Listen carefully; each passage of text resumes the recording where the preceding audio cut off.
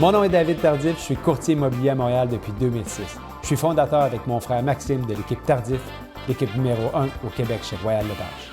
Dans cette vidéo, on va vous parler vraiment de la fameuse crise immobilière parce que oui, on est dans une crise immobilière, c'est pas juste au Québec, c'est vraiment, on voit pratiquement en Amérique du Nord actuellement, c'est une crise d'inventaire, donc il y a très peu de propriétés disponibles sur le marché pour les acheteurs. Puis on veut vous donner les trois principaux facteurs qui, selon nous, ont contribué à cette crise-là dans les faits. Donc, un des facteurs principaux que je vais adresser en premier lieu, c'est vraiment les taux d'intérêt. Actuellement, c'est vraiment les taux sont à leur plus bas, ce qui permet aux gens de faire un peu à l'opposé de ce qu'ils faisaient avant. Les gens, historiquement, ils vendaient leur propriété pour en acquérir une nouvelle.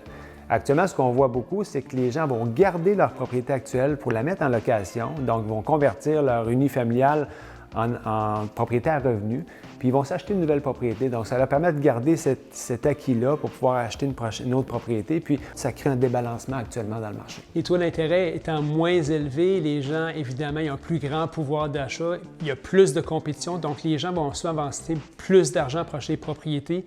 Et avec ce qu'on voit dans les médias, bien, ils connaissent ce phénomène de surenchère, ont déjà l'expérience, ils savent qu'ils doivent mettre plusieurs milliers de dollars de plus sur une offre d'achat afin de mettre la main sur une propriété convoitée. Donc, évidemment, il y a un effet boule de neige dans tout ça, là. Le deuxième facteur qu'on doit adresser, vraiment, c'est l'industrie de la construction. Actuellement, on sait que la construction va super bien.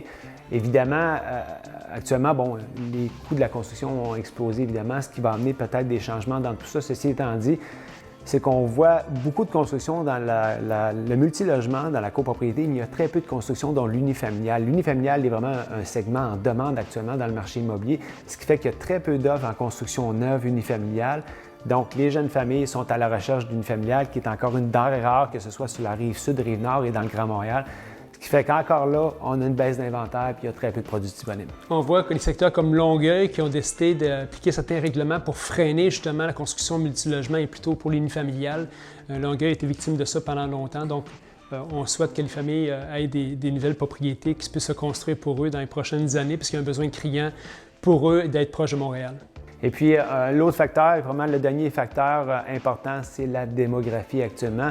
La pandémie, ce que cela a amené, c'est que les baby boomers qui gardaient leur propriété en moyenne jusqu'à 73 ans à l'époque ont décalé leur projet de vente sur pratiquement 2 ans. Donc, ils sont pratiquement rendus à 75 ans actuellement, sont toujours dans leur propriété. On rencontre à toutes les semaines des personnes âgées qui repoussent sans cesse leur projet de vente, évidemment, parce que inquiétude de se retrouver dans une résidence personnes âgées et d'être confinés, de ne pas voir leurs proches, parce qu'évidemment, ils ont plus de liberté un peu en étant dans leur propriété. Donc, tant aussi longtemps qu'ils peuvent, on le voit qu'ils veulent rester dans leur propriété, et ce qui est possiblement un choix judicieux.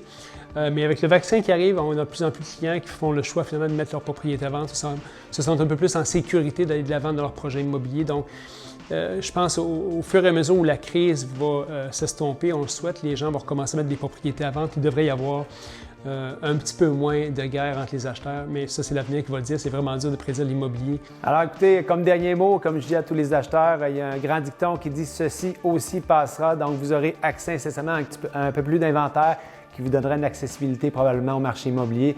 On vous souhaite de trouver la maison de vos rêves. Puis évidemment, s'il y a des questions, n'hésitez pas à nous contacter. Bye! Bye.